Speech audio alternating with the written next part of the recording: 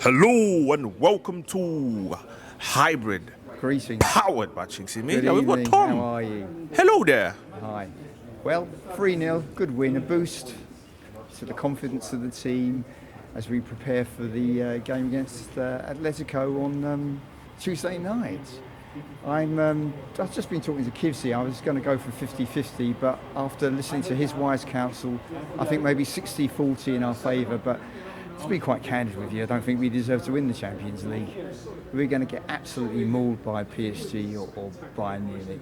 And given the way our team of cyborgs play under dear Mr. Artless Arteta, I cannot envisage us, even if we get through the semi-final, beating either PSG or Harry's Bayern. I mean, if you look at Bayern, the quality they've got, Michael Olise, Harry Kane, it's just there's so much quality in that team. PSG, well, they're playing at light years above us. So, yeah, it's intriguing. But I can't see, and I really don't believe that we deserve to win it. I mean, the only solitary piece of entertainment I saw on Wednesday evening was the tetchy managers engaging in their touchline histrionics. It was that bad. I'm sorry, but yeah. As for the title, well, I said it back in October with Big Dave. I still think. You still believe it, yeah? Yep. I think there was a period where you almost wavered from your defiant opinion that Man City will win it. I think it was probably 5 weeks back. Yeah, I was cogitating and mulling over it slightly, but I don't think so. Look, Arteta, he cannot, and I've said it before, to ad nauseum, he cannot manage the pressure. Terrible squad rotation. He's been overplaying Zubimendi. That's why he's gone off form. But that's because of abysmal January dealings with Marino getting injured and Nwaneri going on loan. And we failed to sign Semenyo. I think that would have really helped. Or anyone. Yeah, or anyone, indeed. Yeah. There's also an issue, as you know, I feel very strongly about Ethan. He hasn't been given his chance, and I worry about him ending up. I mean, Have you seen that picture of him? He looks rough. I've seen a picture where he's all dishevelled, like he's got facial hair and all. I'm not 100% sure it's him, but he looks stressed, bro. Diffident, lacking confidence. The new manager's talks about he's got to make more effort. Poor Ethan's 19 years old. He's a kid. You know, he's living in another culture, different language, different climate. He's a Londoner. It's very hard for him. I think it's been I thought at first, I was saying to Kivsey a while ago, going to Marseille would be wonderful for him. Different footballing culture, different language. Developing as a human being, but I think it's all backfired on him terribly. I'd like to see him back here or out on loan to a good London club like Palace or Fulham or somewhere. But you know, I thought he was going to be in the England World Cup squad. I still would like to think that he might make the standby list. You think Max so? Dowman, yeah, wonderful footballer. Who's got more of a chance of making that standby list, Dowman or Nwaneri, or Lewis-Skelly?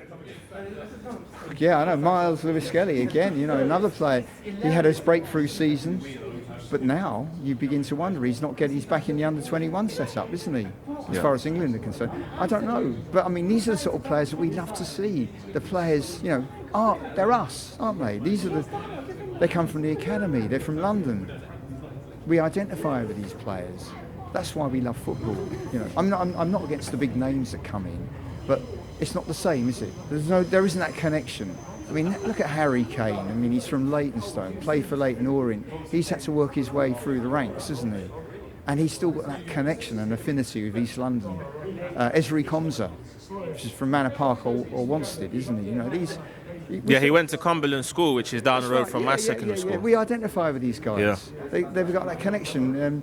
I think Ethan's from Ilford. I'm not sure. Is he Ilford or is he Enfield? I'm not sure. I think it's Enfield. But they're from our sort of areas, aren't they? Yeah. We identify with them. And that's what football used to be about. You had a lot of local lads in the team. We don't have that very often now, do we? But then, this is about a global brand, a very successful, well-run, profitable club. But it's not about the fans anymore, apart from the fact that they use us. We're exploited, we're expendable, and we're turnstile fodder. That's all, to make money. And you know, I asked this question about what's the point of it all? It's just about making money in the end and winning games. And look at the methods that are being used: analytic, data-driven, mechanical, prescriptive, narrow football. Do you not think though that's modern day football as a whole? Because I asked the question the other day. PSG, sorry. What do you think? Like, what do you think the turning point for football was? Because, and a lot of the boys said Pep Guardiola or 2010. I tend to agree with that, but I think it's probably more 2016 when he came to Man City, and everyone's trying to replicate his playing out from the back and possession football, and very structured. Not everyone can do it like he does. But I was talking to a guy called Neville. A very interesting conversation with him, and I've spoken to Kivsey about this and yourself. Yes, there was structure. There is structure, but there is also within the structure there's an allowance and accommodation of creativity, intuition, and skill, rather like an abstract expressionist painting. You know, if you look at an abstract expressionist painting by Jackson Pollock, it's within the frame, but within the frame there is spontaneity and control. Arteta suffocates creativity and spontaneity. Eze is a shadow of the player that he was. Ethan was loaned out because I don't think he liked his attitude, because he probably thought he doesn't run back enough. You know, it's all about industry, isn't it? And it's about fear and the tactical plan. It's very, very mechanical, very stagist, and very boring. I mean, the game against Chelsea was probably one of the worst games I've ever seen. It was utter garbage. FFS. God, rubbish. That was appalling. West Ham, they lost 3-0 to Brentford. What happened there? So disappointed. I was talking to Big Dave, and he's really fed up about it. Boy. I mean, you know, some of those players, they need a cattle prod up their backside. Come on, you know. I mean, it was poor. I wasn't happy with the goalkeeper today, Hermanson. I'm really disappointed. So now it's. And their manager was a goalkeeper. Yeah, I know. Yeah. Nuno. He's from Cape Verde. He's from Cape Verde, isn't he? Or he's from Cape Verdean. He's got Cape Verdean roots. Sorry, I'm going off on a tangent. What I want to say is that the awful thing is now that we've got to hope that Villa, and I think they will beat Tottenham, the pub team, but it's out of to an extent. It's now. Do you think so though? Because remember, they played Nottingham Forest on Thursday. They lost. So do you think that Unai is going to play a team? He might rotate. Yeah. You got to factor that in. And Tottenham know that a win will get them out of there. But hopefully you will play the Welsh wizard, Morgan Rogers. Is he Welsh? He's not actually Welsh. I was going to say he might be. Yeah. Check that out. No, he's from Stourbridge, isn't he? No, but I mean, as in one of his parents. Yeah, you might have some Welsh antecedents. Yeah, he's from Stourbridge. Yeah. Same place as Jude Bellingham. It's very near Wolverhampton. That's why they're close friends. Yeah. Oh yeah, I didn't know that. Yeah, we spoke about the last. Jude Bellingham actually played cricket for a team called Hagley. I think it's Hagley, which is part of the West Wolverhampton, Birmingham. Dudley's a weird one because it's right in the middle of Birmingham and Wolves, isn't it? Yeah, that's right. Yeah. So the fans there, they tend to be sort of Baggies fans, Wolves. Yeah. Birmingham. I think Rogers is a Baggies fan, if I'm not wrong. He is a West Brom fan. Yeah, he was at West Brom. Then he went to Middlesbrough, and then he came back to Brum, didn't he? He came back to Villa. No, after Man City, yeah. Yeah, but Jude Bellingham, I think he played cricket for Hagley. He's from Stourbridge, and he was at Blues. He was at Blues, wasn't it, Birmingham originally? And he's now bought a 1% share in the club. And his shirt's been retired. What more is he? He was the knighthood as well, isn't it? It was in the Birmingham. I've read that in the Birmingham Keys Post. to Brum as well. Yeah. Great city, Birmingham, and the West Midlands. You know, I love the West Midlands. Cov, Birmingham, West Bromwich, Wolves. Much maligned. Don't forget, it was a great industrial centre, unlike London. And if you get a chance, go to Wolverhampton. Go to the Wolverhampton Gallery. It's got the best collection of pop art in Britain, and there's work by an artist called Butler Bayliss, who's like the poet of the scarred former industrial landscape of Wolverhampton and the Black Country, and that's in the Wolverhampton Gallery. It's very close to the station, and it's a wonderful repository of art and culture. And can I say something about galleries now? Fire away. A lot of art galleries in Britain are under threat now, are under real pressure with their finances. And we desperately need people to support the galleries. Even the National Gallery, because I know they're planning that extension behind the Sainsbury's wing, but that's all coming from donors. but there isn't a lot of money for galleries, and the National Gallery may well have to, they won't introduce charges, like all the galleries are free, but they may well have to look at charging more for the exhibitions, not the permanent collection. And the same applies to the Tate Modern. In fact, Tate Britain workers have been out on strike on the issue of pay in their terms and conditions.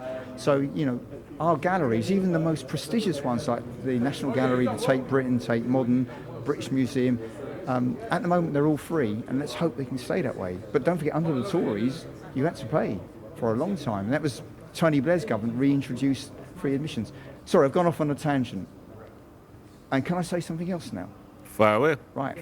Well, something that is really worrying me are the comments of Keir Starmer about this review of the right to peaceful protest and the way the rights in this country and Keir Starmer are trying to conflate support for Palestine with anti-Semitism. This is really worrying, and it represents a full-scale attack on civil liberties in this country. Already we have a Palestine Action, which is basically a non-violent direct action group being presented as a terrorist group. And if you even display a placard with the word Free Palestine on it, you will be charged. Now, I understand that case is now going into the Court of Appeal. It's been challenged. But, you know, freedom of expression, and I understand today you've had a problem where people were citing some sort of terrorist nonsense. What happened there? Yeah, absolutely crazy. But what we're witnessing is an authoritarian climate, and there's always a kind of a pretext, isn't it? I condemn the anti-Semitic attacks in Golders Green, but that is not a justification for introducing restrictions on the right to free assembly and freedom of expression. The other thing I want to say is this. I think a lot of us are becoming keenly aware of this digital world. We live in a society which is scientifically and technologically driven, and science is an incredibly powerful part of our lives in this era. But most of us don't seem to really understand science and technology, myself included. And I think we need to start asking questions about these big tech companies and the amassing of vast amounts of profit, which they are not going to share. They're going to put millions of people out of work and also controlling information about our lives. This is really worrying. And unless they're regulated, and if millions of people are going to lose their jobs, we need to start asking questions about the sort of society we live in. Do we create a kind of a wage, a guaranteed wage for everybody? I'm really worried about the direction as a trade unionist, about jobs, about surveillance, about control of information, technology. These are worrying times, aren't they? Notwithstanding this dreadful war in Iran, because what we're going to see. I don't think Starmer's been honest with the people of this country. And by the way, I'm on the left wing of the Labour Party, and I strongly urge people to go out and vote. Please vote Green or Labour or even Liberal Democrat to stop the right, particularly Reform UK. They are a bunch of racists, and voting for Reform UK is not a protest vote. It is giving permission to racists and to the normalisation of racism in our society. We must oppose it. Sorry, I've gone off on a complete tangent. Bow! Thanks for watching this video, guys. Don't forget to like, hype, comment, share and subscribe. And most importantly, turn on your notifications so you never miss a video. And be sure to check out these playlists for more amazing videos only on Hybrid. Thank you so much for allowing me to speak.